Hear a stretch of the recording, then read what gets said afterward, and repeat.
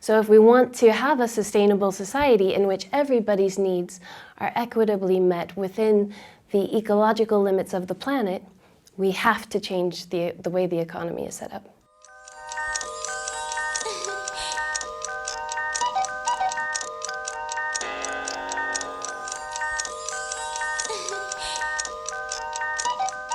So it's basically because the economy is so problematic right now that we're having a lot of the sustainability crises that we're seeing.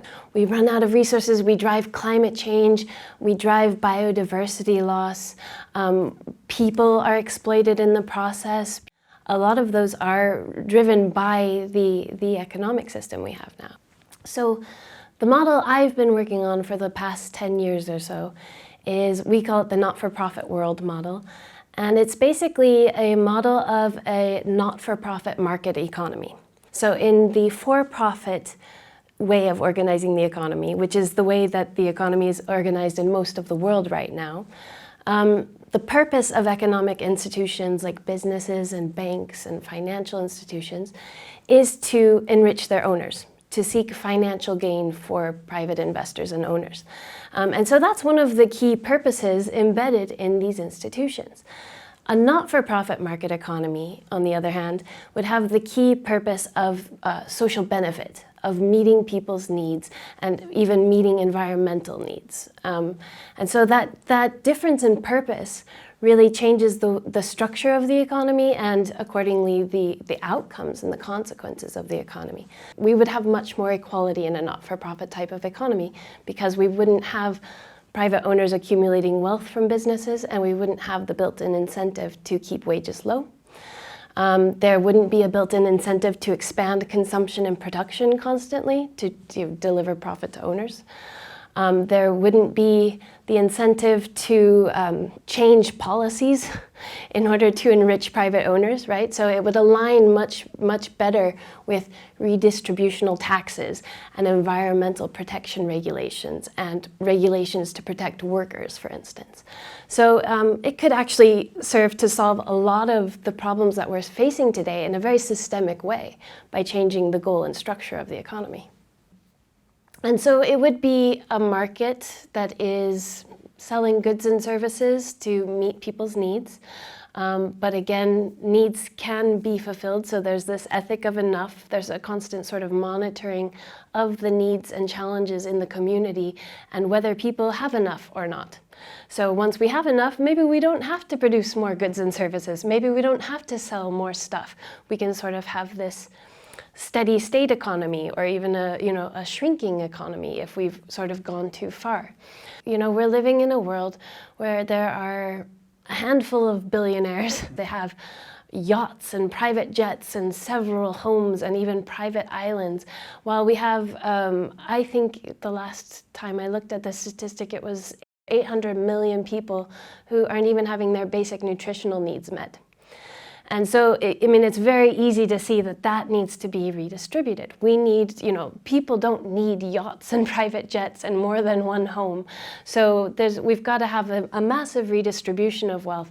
And then the not-for-profit world, or the not-for-profit market economy, can keep the flow of resources moving in a circular way rather than accumulating in the hands of a few, directed again by where there is need. So all of the profit goes to where are there needs, who needs this profit, who can benefit most from this. So the market again becomes a distributional mechanism. YHA in the UK, which is this hostel association, is a not-for-profit business. And so it runs these hostels, it takes fees for the hostels and the accommodation it provides, and all of the profit goes into helping kids in the city get out of the city and experience nature. And that is a not-for-profit business that has been successful and going on, I think, for like 85 years or something. So you get these kinds of examples of not-for-profit businesses sort of against all odds in this for-profit economy that can be quite ruthless, doing quite well. So if we can, raise awareness and bring more support for them, I think that this transition is actually quite feasible.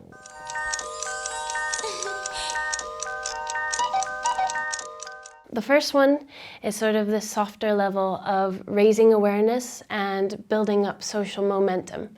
So we should have discussions about this, about the not-for-profit world economy, about alternative economic models, and we should spread the information, raise awareness, have these discussions, create social momentum.